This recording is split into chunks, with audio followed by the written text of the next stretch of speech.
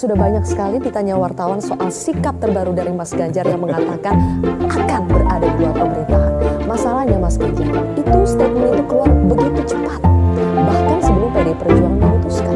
Jadi ada apa Mas Ganjar?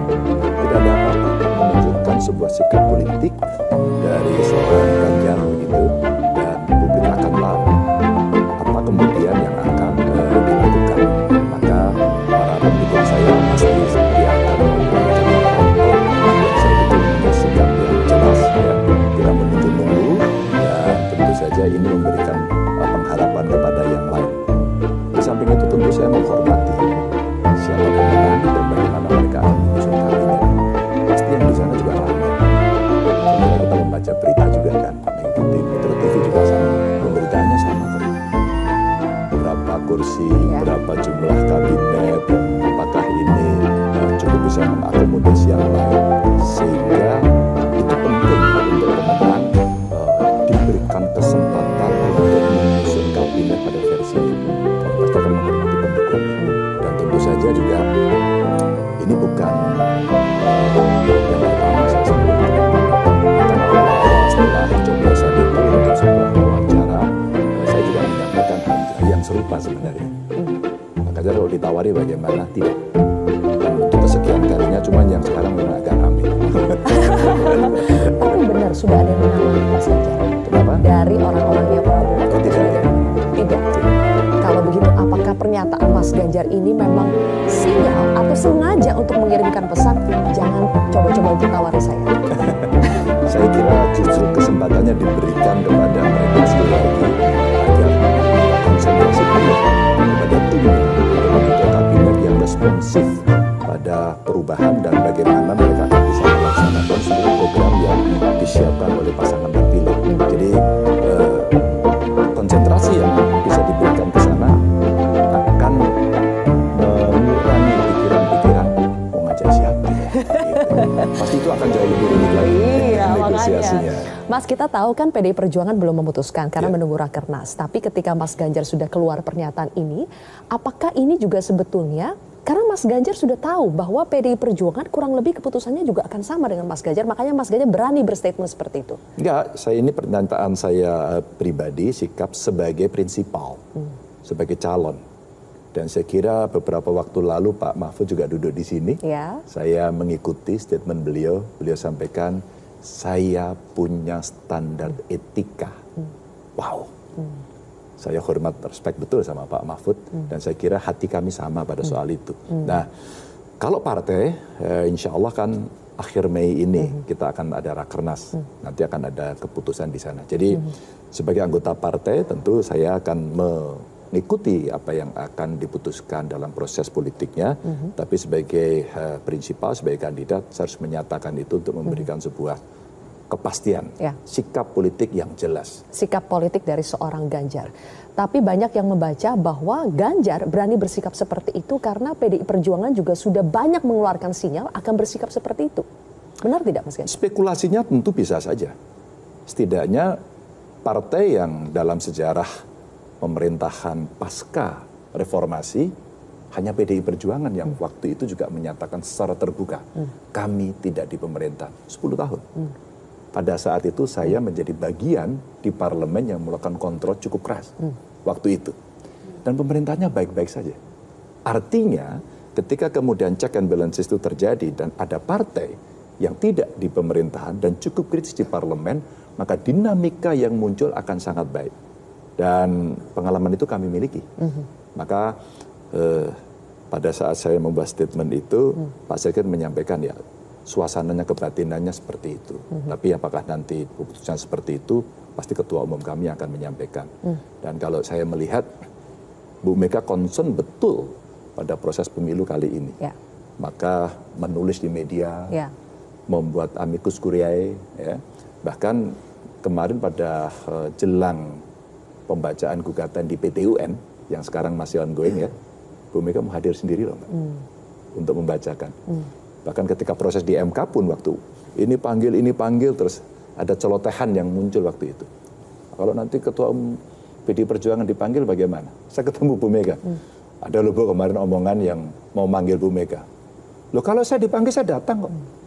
Saya akan ceritakan bagaimana demokrasi kita kawal.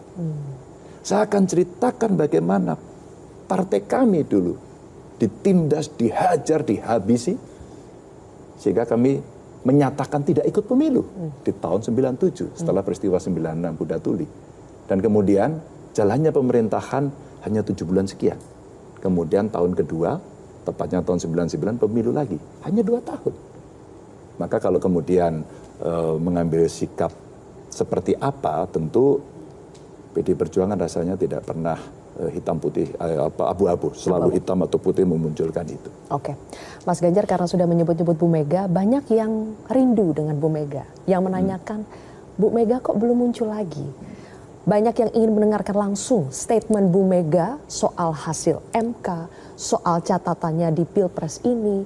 Apakah semua itu baru akan kita dengar pada saat Rakernas, atau boleh dibocorkan karena Mas Ganjar pasti sudah sering bertemu dengan Bu Mega? Saya kira semua akan menunggu ya.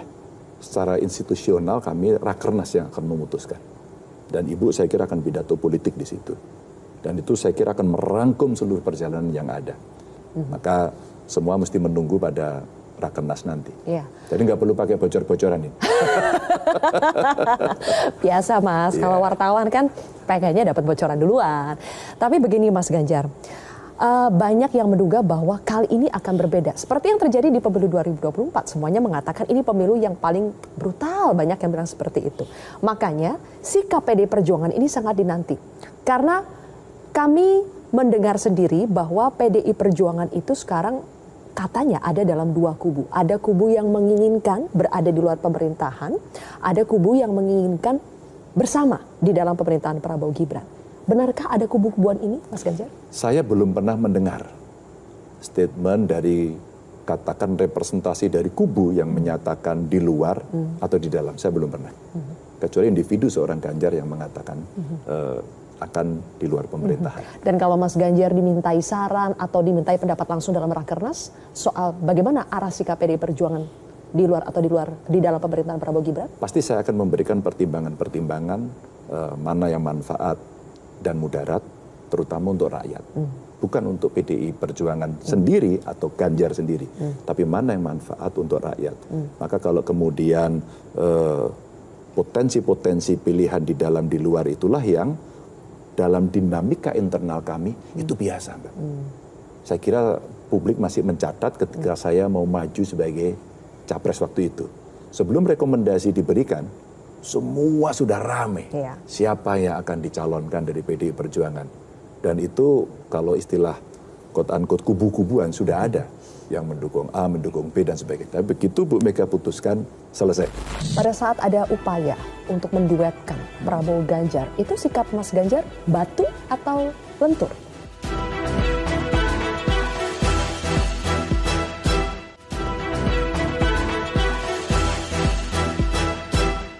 Mas Ganjar, saya mau langsung ke pernyataan dari sahabat Mas Ganjar. Kemarin kami mewawancarai ada salah seorang konsultan politik ternama di Indonesia, Direktur Eksekutif Politik Carta Politika, Yunarto Wijaya. Mas Yunarto ini menceritakan banyak hal, termasuk soal bagaimana dirinya dipanggil oleh Pak Prabowo pada bulan Februari 2023. Dan di situ ada bahasa wacana kita exercise bagaimana duet Prabowo dengan Ganjar. Dan di situ Mas Toto keluar kata-kata kelebihan dan juga kelemahan Mas Ganjar yang ia ketahui adalah secara personality Mas Ganjar itu batu. Kalau dibandingkan batu. Batu akik. Kalau dibandingkan dengan Pak Jokowi ini lebih lentur. Kalau Mas Ganjar itu batu. Mas Ganjar, sikap Mas Ganjar yang batu atau keras kepala mungkin ya, itu menurut Mas Ganjar kelebihan atau kelemahan? Tergantung. Dalam politik ini? Tergantung.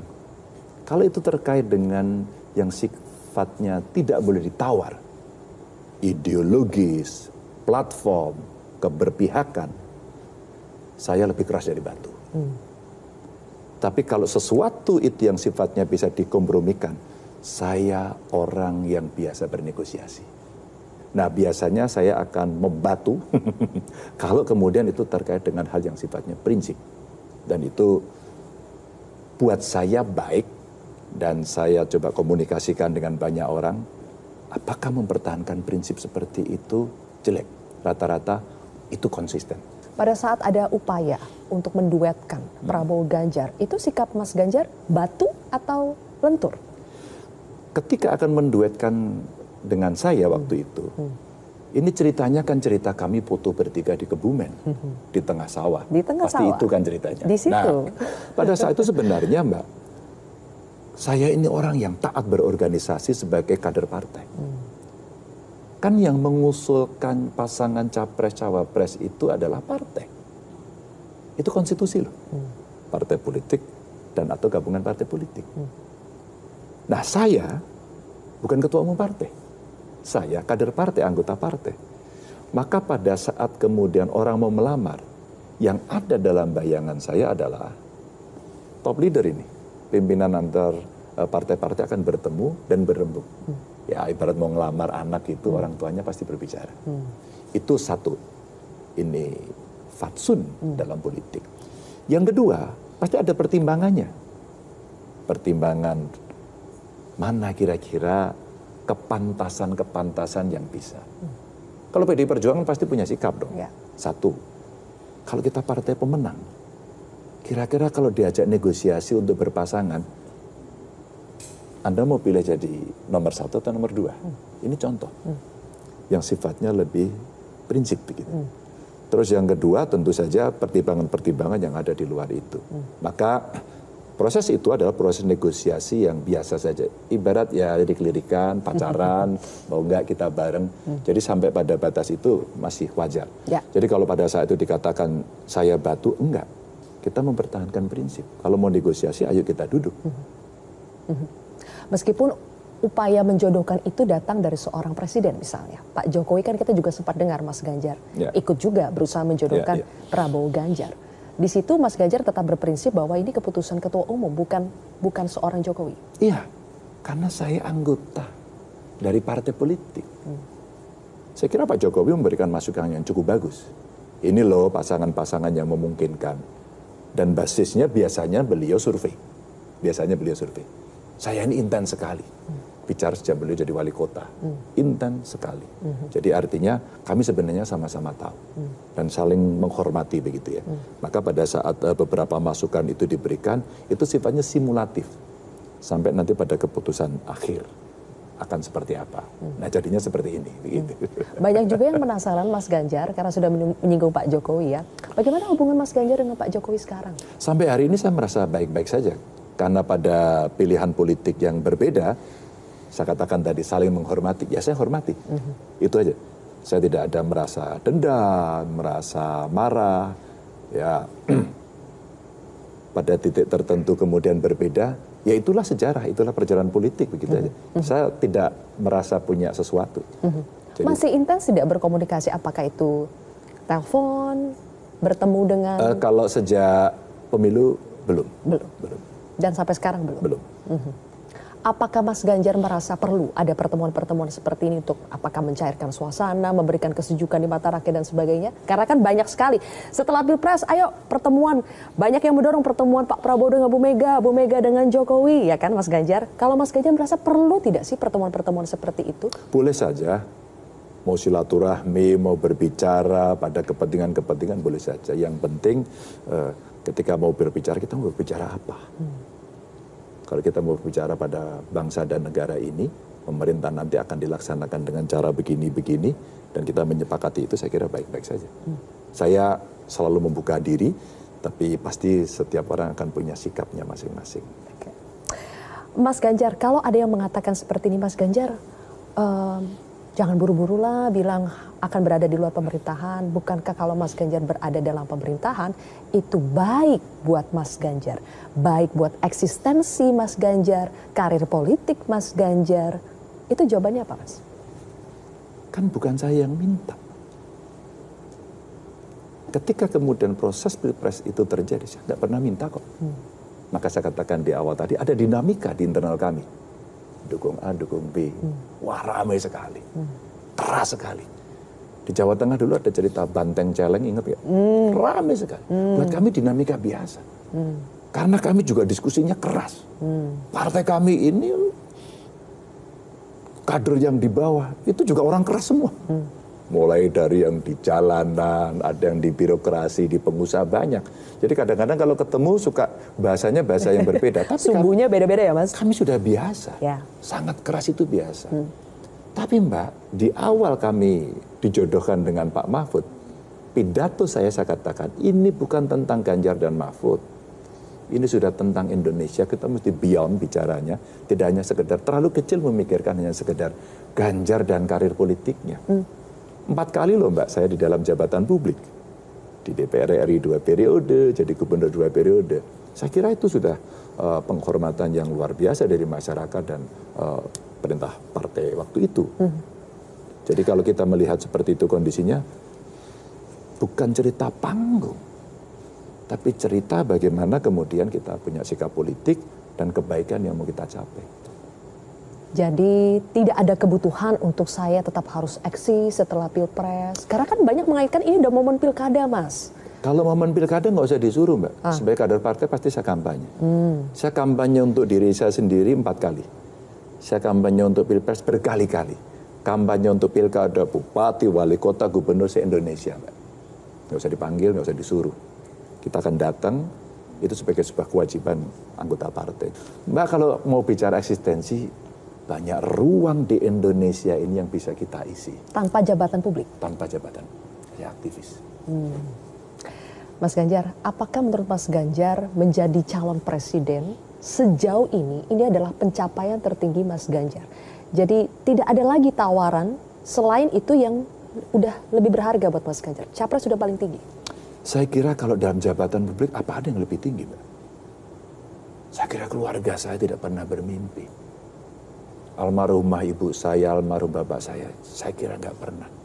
Apa mungkin anak seorang polisi dengan pangkat tidak tinggi, ya, ibu saya yang di rumah tangga dengan sangat luar biasa membesarkan anak-anaknya itu, memimpikan jabatan ini, Mbak? Enggak. Jadi kalau sudah sampai pada level ini, menurut saya kita mesti sudah selesai dengan diri kita, Mbak. Bukan memohon-mohon, bukan meminta-minta jabatan publik.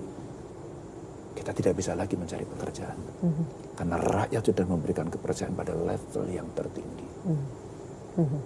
Kenapa saya tanyakan begini Mas Ganjar? Karena Mas Ganjar juga pasti mendengar pemberitaan, ada upaya-upaya untuk tetap menarik seorang Anies Baswedan untuk berkontestasi di pilkada, terutama pilkada DKI Jakarta. Makanya orang jadi berpikir juga, apakah ini juga akan dieksersis ke Ganjar atau ke Pak Mahfud yang juga kontestan capres cawapres. Itu kalau menurut Mas Ganjar, kalau sudah pilpres ke pilkada lagi, apa Mas? Turun level kah? Orang punya value masing-masing, punya cara berpikir dan cita-cita masing-masing. Saya selalu hormat pada siapapun. Saya selalu hormat pada siapapun, pada pilihan politik. Hari ini kadang-kadang kita kencang, 5 tahun lagi kita bisa salaman kok Mbak. Terjadi nggak? Terjadi. Kemarin kampanyenya dengan sangat luar biasa. Luar biasa berbedanya. Tiba-tiba harus saling mengakui kok. Cita-citanya nggak hilang. Nah saya ingin memberikan satu contoh. Bagaimana berpolitik pada versi Ganjar. Saya dikader oleh partai, dikasih jabatan publik, dipercaya rakyat, berdiskusi dengan mereka. Saya mendapatkan satu cara berpolitik yang menurut saya mesti ada fatsunya, ada moralnya, ada etisnya gitu ya. Nah kalau sudah sampai puncak seperti ini, sudah.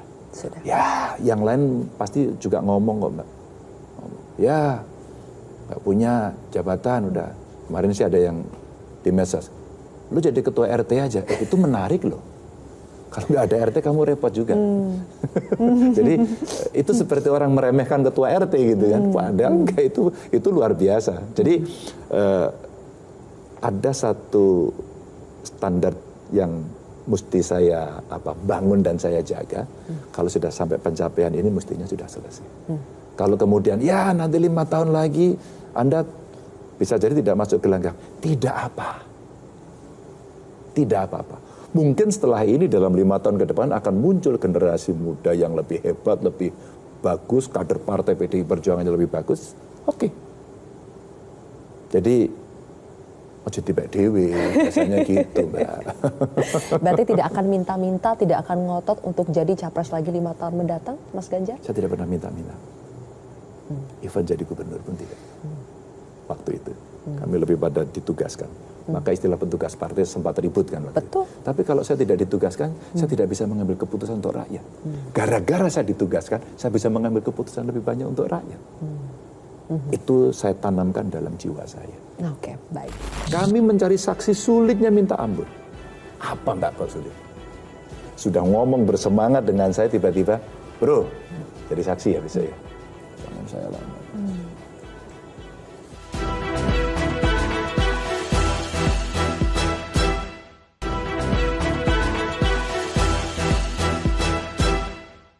Mas Ganjar, meskipun Mas Ganjar mengatakan tidak pernah bermimpi untuk menjadi seorang calon presiden, tapi ketika Mas Ganjar sudah mengikuti proses menjadi calon presiden, adakah momen yang Mas Ganjar rasakan, sepertinya bukan ini bayangan saya ketika saya berkontestasi menjadi capres, bukan begini seharusnya.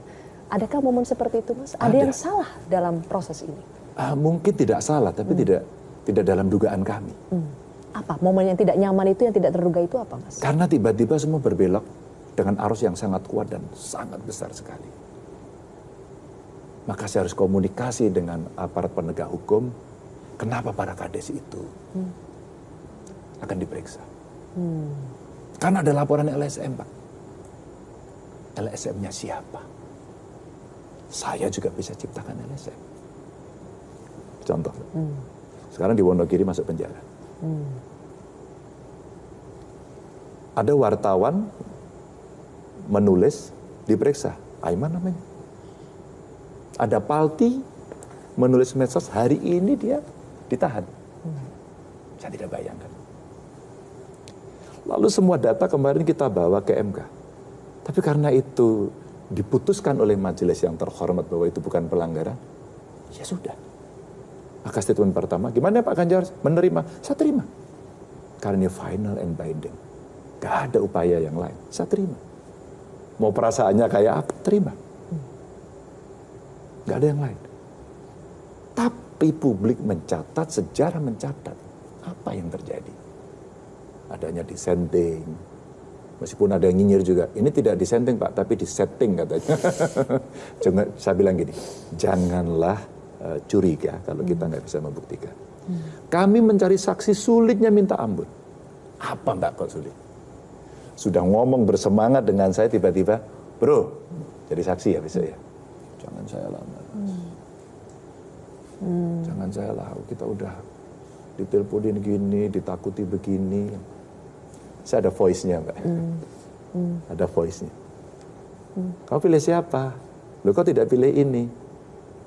Anakku besok tak pindah ke Papua loh. Padahal ke Papua asik juga sih sebenarnya. Tapi dia kemudian dibikin takut. Voice-nya masih ada. Saya simpan. Mbak, cerita ini makin banyak. Maka sebenarnya kalau gelanggang politiknya itu fair, saya kok confidence waktu itu. Bismillah begitu ya. Tapi ketika kemudian seperti, oh ya sudah.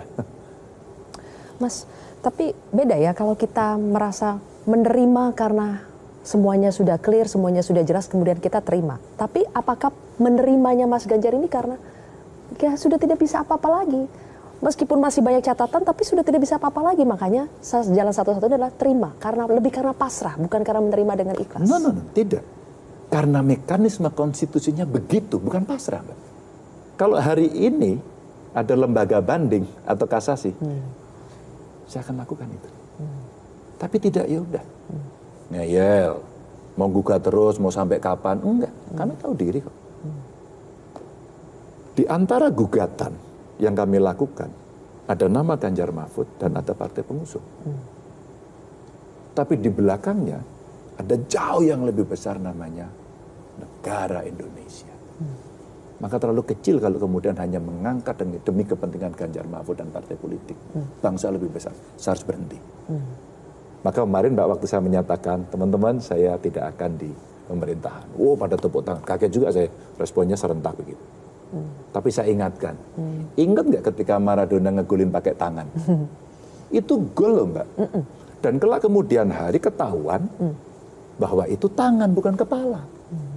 Dan itu salah atau benar? Salah. Maka kita mesti perbaiki. Jadi golmu Maradona itu gol inkonstitusional. Saya mau katakan itu. Tapi ilmu pengetahuan tidak akan pernah berhenti, Mbak. Pasti akan ada risetnya, ada teman-teman mahasiswa ini kan. Dia akan bisa melakukan riset. Apa yang terjadi? Terbayangkan kalau hari ini sudah tenang, orang sudah bisa menerima, orang kembali berpikir, bangsa dan negara ini.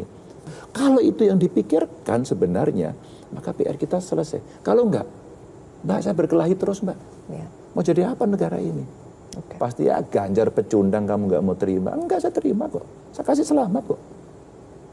Tapi demi ilmu pengetahuan dan anak cucu saya termasuk kawan-kawan mahasiswa ini, nanti kalau dia mau jadi capres, kamu harus punya jalan dan kita harus membuatkan jalan yang benar. Agar gol tangan tidak ada lagi. Gitu, analoginya menarik ya. Mas Ganjar, menerima karena memang secara konstitusi sudah mentok, sudah di MK, tapi secara legitimasi, menerima atau tidak, Mas? Kalau legitimasi itu soal pengakuan yang ada di masyarakat. Maka tugasnya begini, Mbak. Dengan dissenting, maka baru pertama dalam sejarah Pilpres yang ada gugatannya tidak bulan, baru pertama. Maka pada saat itu sebenarnya legitimasinya menjadi tidak sempurna, tidak kafah, tidak 100%. Oke ya? Nah, tugasnya sekarang pemerintahan terpilih ini nanti terlantik, dia punya PR besar untuk mengembalikan kepercayaan masyarakat bahwa kami legitimate, saya tunjukkan dengan kerja saya yang benar. Kami akan nanti KKN, tak sikat itu yang korupsi. Dia akan tunjukkan. Cerita ketakutan pada oligarki, saya tunjukkan tidak akan ada. Kami akan berpihak. Ketika akses pendidikan lebih gampang, mahasiswa nggak usah demo soal UKT, katakan gitu kan. Kami akan tunjukkan itu. Jadi sebenarnya dengan cara itu, maka periode berjalannya pemerintahan itu akan bisa membangun kembali kredibilitas dan legitimasi. Kalau sampai hari ini, pasti masih debatable. Dengan menunjukkan kinerja yang baik di pemerintahan berikutnya, apakah itu bisa membayar utang-utang yang salah-salah di masa Pilpres itu? Kalau itu boleh dianalogikan dengan hutang, memang harus dibayar. Bahwa kami melakukan semua ini dengan hasil ini loh. Kami baik-baik saja. Dan kami urus rakyat itu dengan benar. Demokrasi akan berjalan dengan baik. Hak asasi akan kami lindungi. Suara masyarakat termasuk media tidak akan kami bungkam. Kan kemarin kami baca. Ada rektor yang melaporkan mahasiswanya di Riau ya.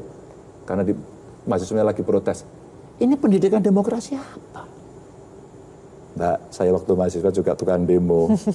Waktu di DPR tukang ngontrol, Mbak, galaknya minta ampun. Ingat Pansus Senturi. Kami ada di situ. Tapi begitu kami jadi gubernur, gantian di demo kawan-kawan mahasiswa juga. Di demo buruh. Kami datangi karena kami mengerti apa itu yang kita rasakan. Jadi wajib membayar. Tapi yang kita dengar sekarang, Mas, belum berbicara soal program, apa yang akan dilakukan dengan lebih detail gitu ya, menuntaskan janji-janji kampanye. Yang kita dengar justru sekarang ramainya adalah mau memperbesar pos kementerian. Mas Ganjar sudah komentar soal ini kan, dari 34 rencananya mau diperbanyak, mungkin sampai 40. Yeah. Perlukah sampai sebegitunya, Mas? Alasannya, ini bangsa yang besar, tantangannya besar, makanya harus diurus dengan banyak orang. Ada dua, Mbak, jawabannya. Yang pertama, kalau kamu ingin menambah itu, jawabannya tidak bisa. Karena undang-undang punya 34. Itu fix. Kecuali diubah undang-undangnya. Kecuali diubah. Maka bicaralah sebenarnya ngubah undang-undang. Ngubah undang-undang itu pasti ada alasan sosiologis, ada alasan filosofis, dan ada alasan yuridis. Saya pernah dibalik juga. Saya belajar tentang ini, saya menjalankan tentang ini. Yang saya bayangkan, Mbak, kami akan membuat kabinet 100 menteri. Kenapa 100 menteri? Karena kami akan merespon persoalan global climate change. Kami akan urus impor pangan yang tidak beres. Presiden marah berapa kali soal ini? Tidak beres, nambah terus. Kami akan gunakan teknologi, maka Kementerian Pertanian akan kami pecah sekian untuk merespon persoalan itu. IPM kami harus naik. Kesehatan kami harus baik. Pendidikannya harus beres. Mbak, kalau konteksnya akan merespon perubahan eksternal global yang sangat turbulence atau disrupsi terjadi di mana-mana. Jangan-jangan 100 atau 200 menteri aja kita setuju.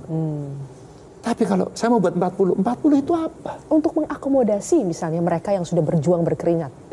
Kalau alasannya itu pasti akan diprotes rakyat. Ya kalian ternyata cuma akomodasi. Kemarin saya juga baca. Nggak ada yang keliru kami mau mengakomodasi. Buat saya tidak ada yang keliru. Kamu yang menang kok. Kamu boleh. Tapi satu, undang-undangnya nggak boleh loh, saya ingetin. Yang kedua, alasanmu apa? Kalau hanya sekedar akomodasi mau bagi jabatan, tanyain sama rakyat dong. Rakyat mau apa enggak? Saya yakin jawabannya nggak mau. Saya hakul yakin jawabannya nggak mau. Kita lagi bicara efisiensi di banyak tempat kok enggak. Untuk Presiden Jokowi, adakah pesan yang ingin Mas Ganjar sampaikan kepada Presiden Jokowi?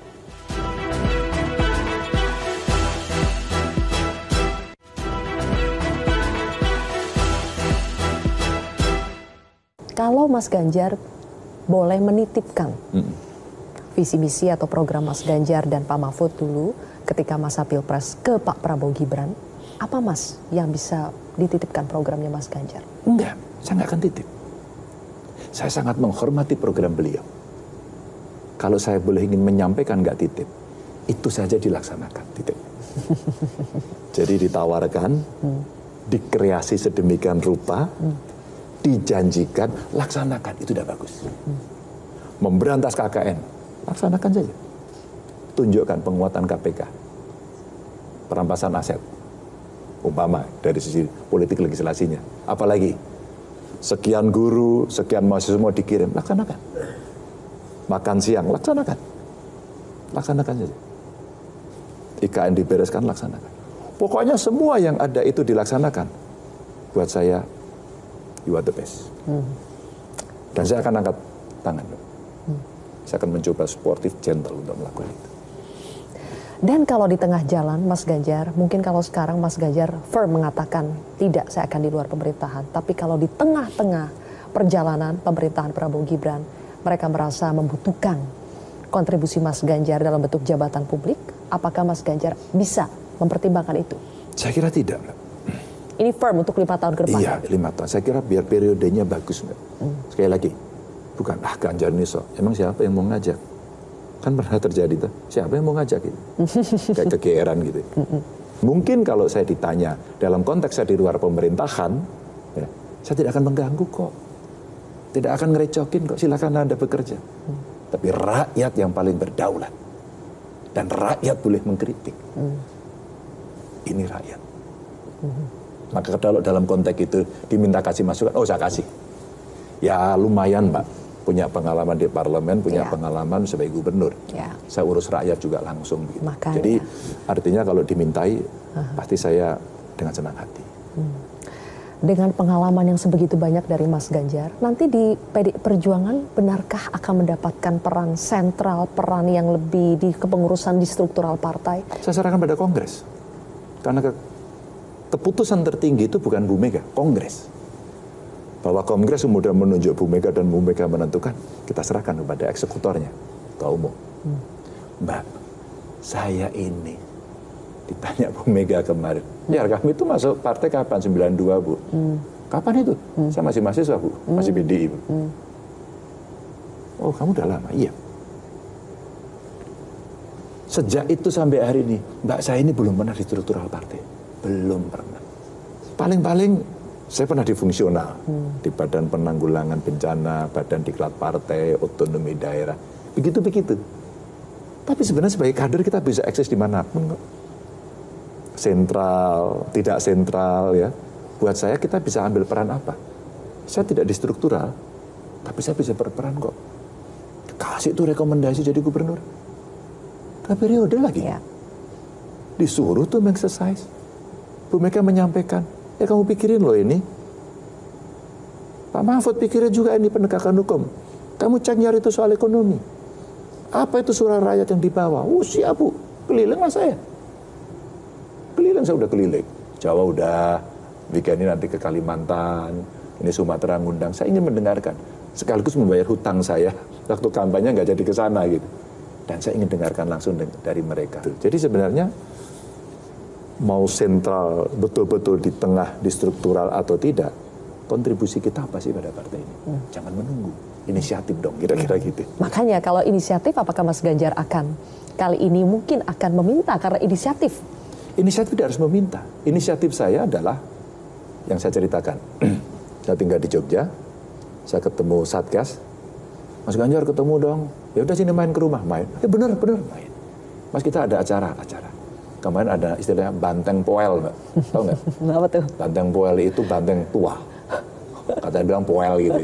Saya datengin mereka, semangatnya Mbak luar biasa. Di situ langsung saya kaderisasi. Kita ceritakan apa itu politik mutakhir, bagaimana apa yang terjadi teknis pemilu dan sebagainya. Nah pengalaman ini saya pakai cuma begini. Boleh dong Mas kita diskusi lagi, jangan hanya diskusi, kita kaderisasi. Ajak tuh cucunya Mbak saya minta. Nah kemudian mereka jalan. Itu nggak usah minta jabatannya Mbak, kita langsung bekerja aja. Saya bisa menjadi sentral juga di tengah masyarakat atau masyarakat PDI Perjuangan yang ada di bawah. Mas Ganjar tadi bilang sekarang tinggal di Jogja ya Mas? Mas, apa yang terjadi dengan, kita tahu karena Mas Ganjar 2 periode jadi gubernur di Jawa Tengah, pasti lama tinggal di sana, sekarang tinggal di Jogja, apakah sekarang, selain karena jabatan sudah habis ya, apakah sekarang kalau ke Jawa Tengah itu rasanya berbeda tidak? Kita tahu hasil Mas Ganjar di Jawa Tengah itu ternyata tidak menang di Jawa Tengah untuk suara Mas Ganjar. Apakah ada kekecewaan juga di situ Mas Ganjar? Enggak. Masyarakat punya preferensi untuk memilih. Ketika preferensi ini mau dipilih, ada faktor internal dia ingin memilih seseorang, eksternal tekanan. Tekanan ini banyak cerita yang kemarin disampaikan bahwa tidak diakui nggak apa-apa. Tapi cerita ya Pak kemarin dapat beras, ya nggak apa-apa. Nuwun sewu lho Pak. Gitu. Ada yang menyampaikan, maaf ya Pak ya sebenarnya saya menyesal, tapi bagaimana Pak, karena kondisi saat itu di kampung kami seperti ini. Oh enggak saya ikhlas aja. Jadi beberapa daerah seperti itu, bahkan ada satu tokoh di desa itu nangis di depan saya karena dia fighter betul. Maaf Mas, saya nggak bisa optimal, kalah ya desamu ya. Enggak. Ya menang Mas. Menangnya berapa? 92%. Yang satu kami 98. Loh kok itu kamu nangis? Kami berharap desa-desa yang lain sebenarnya seperti ini. Karena kami sangat dekat dengan mereka. Kenapa yang terjadi di sini? Itu tokohnya Mbak, udah ditekan berkali-kali. Didatengin, gak usah kenceng-kenceng lah ke 03.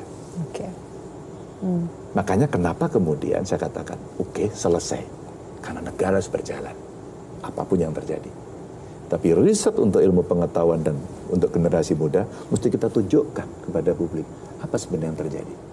Agar kemudian orang bisa punya rujukan yang bisa dipertanggungjawabkan secara ilmiah. Meskipun kita tidak menyangka bahwa suara Mas Ganjar 16 sekian persen di Pilpres 2024, tapi itu pasti sangat berarti buat Mas Ganjar dan masih banyak yang kecewa dengan kekalahan Mas Ganjar dan Pak Mahfud. Apa yang bisa Mas Ganjar sampaikan kepada pendukung soal kekalahan Mas Ganjar? Proses sudah berjalan, kita mesti terima, tugas kita bangkit. Kelompok yang tidak suka mengatakan kami kelompok low bed katanya. Tapi saya pastikan setidaknya kalau saya ambil saja data itu yang dari KPU, 16%, 27 juta, maka mereka adalah orang-orang tidak bisa ditindas. Mereka adalah orang-orang militan. Mereka orang-orang yang tidak bisa disuap. Maka mereka punya keberanian untuk menentukan nasib bangsa ini. Jadi saya bangga dengan mereka. Oke, itu pesan untuk pendukung. Pesan untuk pemenang.